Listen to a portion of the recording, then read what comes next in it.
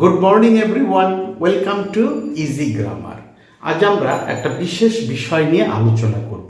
তোমরা প্রায় দেখবে মানুষ তার পছন্দ, ভালো লাগা এগুলো বোঝাতে গেলে সেন্টেন্সে হয় ভার্বের আগে ইনফিনিটিভ টু বসায় অথবা ভার্বের সাথে আইএনজি যোগ করে।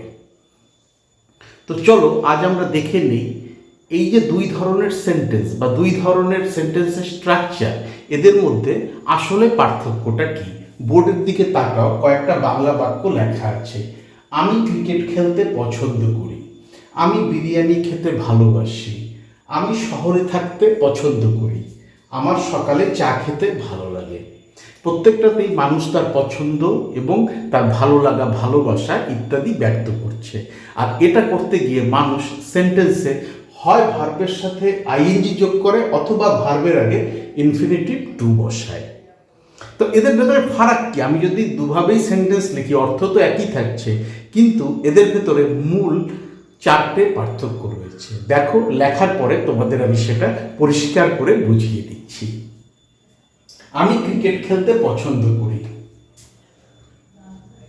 আই লাইক, লাইক মানে পছন্দ করা। টু, ইনফিনিটিভ টু বসলো, এইবার তার পরে বসছে মেইন ভার্ব বা মূল ক্রিয়া। I like to play cricket. এদিকে আমি কি করব, এই একই সেন্টেন্স লিখবো, সেখানে ইনফিনিটিভ টু আনবো না, করবো কি ভার্বের সাথে আইএনজি যোগ করে দেব। আই লাইক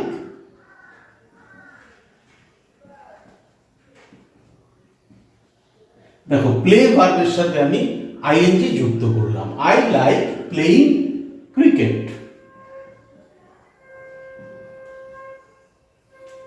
একইভাবে সেকেন্ড সেন্টেন্সটাও আমি লিখব, একইভাবে আমি সেকেন্ড সেন্টেন্সটাও লিখব। I love to eat biryani.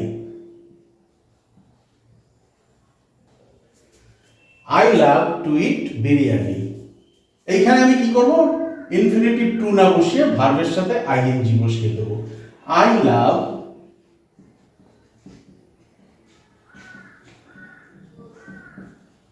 Eating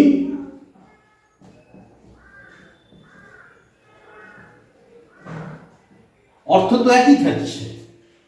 আমি শহরে থাকতে পছন্দ করি। I prefer to stay in the city. এখানে আমি কি লিখব, আই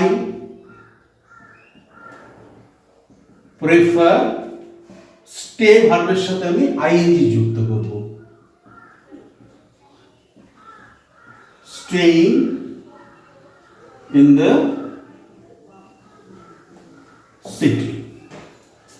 শেষ বাক্যটা দেখো, আমার সকালে চা খেতে ভালো লাগে।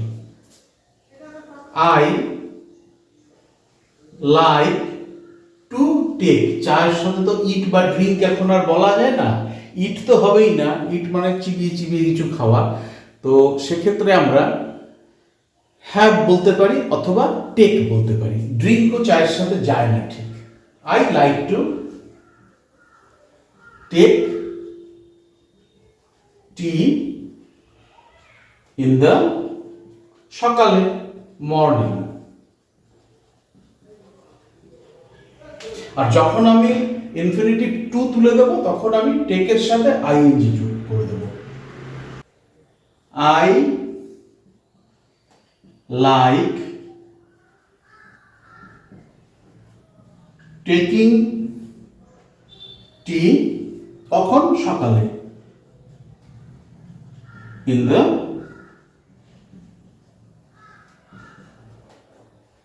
মর্নিং।